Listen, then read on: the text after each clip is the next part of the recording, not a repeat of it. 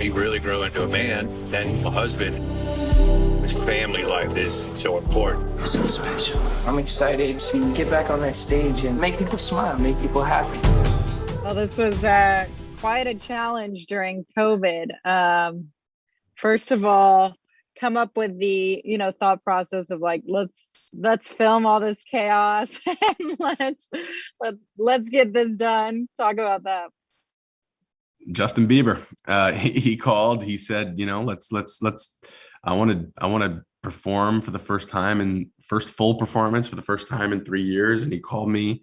It was November 2020, and he said, "I'm going to do this performance on the roof of the Hilton." I was like, I didn't know there was a venue up there, and there wasn't, of course. And watched them. It wasn't just capturing a performance; it was capturing the creation of a venue, of pulling this off in the most bizarre of times in 2020. And we just hit the ground running. I couldn't believe that we were filming it in 40, 45 days, whatever it was at that point. And for the very reason it seemed so like impossible to pull off was the reason why there was such a big opportunity to make a really compelling and fascinating piece of content.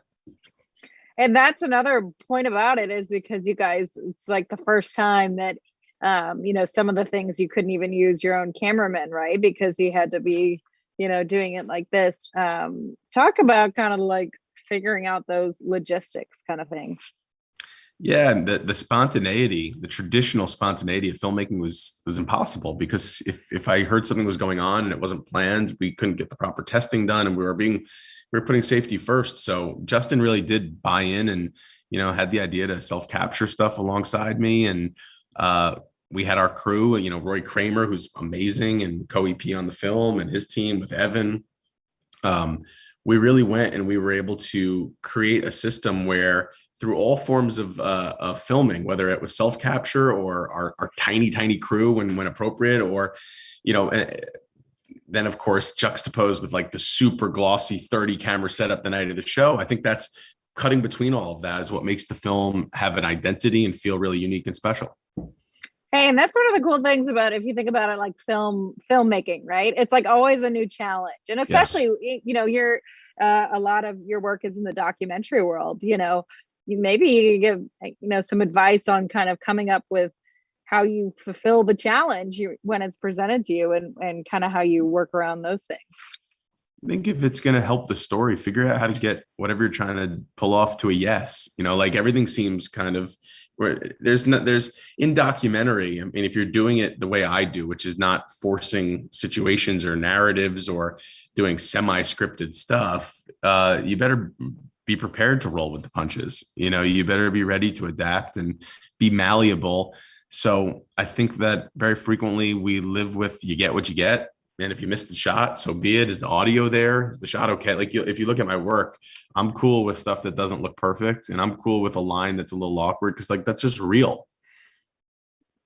Yeah, I love that. And that's kind of the whole process of it, right? And I guess the big key is having a good team around you, right? And it sounds like Justin kind of loves to have his team and keeps working with them. Could you expand on that?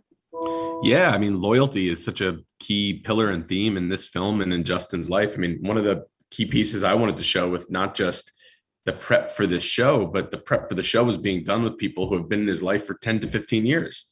I mean, that's a big statement for anybody. It's a really big statement when the person that you're talking about is only 27.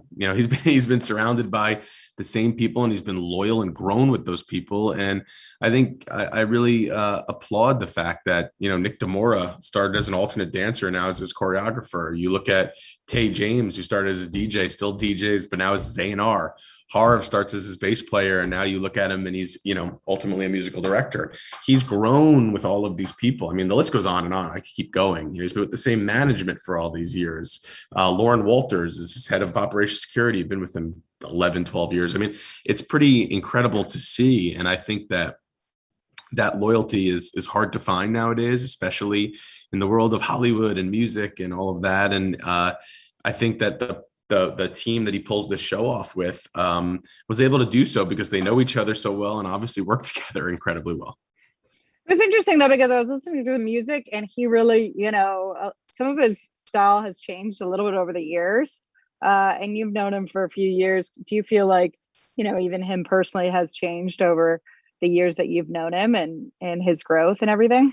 I do. I think, when I met him at the beginning of seasons, he was in a very different place than he is today. He's in an amazing place.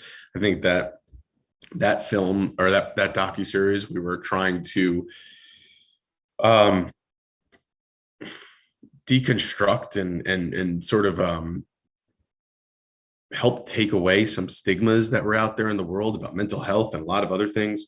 Whereas here, this film ultimately is about joy and an hour and a half that you can sort of get away and escape the craziness of the world right now. And COVID is certainly a character in this piece and something that everybody's navigating around. But ultimately, when you watch this film, you're going to find yourself tapping your feet and singing along. And it's also a trip down memory lane. You have this nostalgia factor where you see Justin as a 27-year-old singing Baby, and it's really cool to then see him as a 27-year-old with his younger siblings, and it's really cool. It's a nice mix of everything, and I think people are gonna really see his growth. So when I was watching it, especially at the end, I was like, wow, they just look like so joyous, or like kind of like, they say that saying of like, oh, I feel so alive by something, and it's like, we had a year of or 2 years of just hardships with COVID and everything. What was the feeling like when you were, you guys were when you were directing it and producing it? Was it kind of like, wow, I feel alive again, right? And doing what I love? I think it was really cool to see that show get pulled off.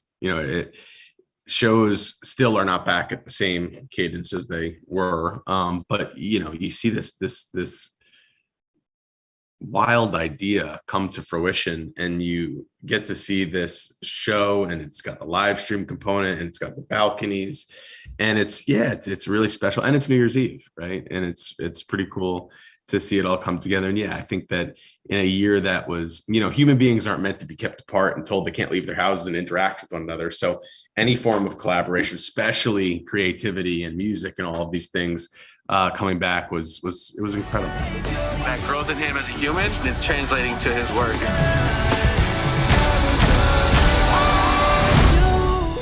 I don't know how these dudes get into this vlogging thing because my arm is sore.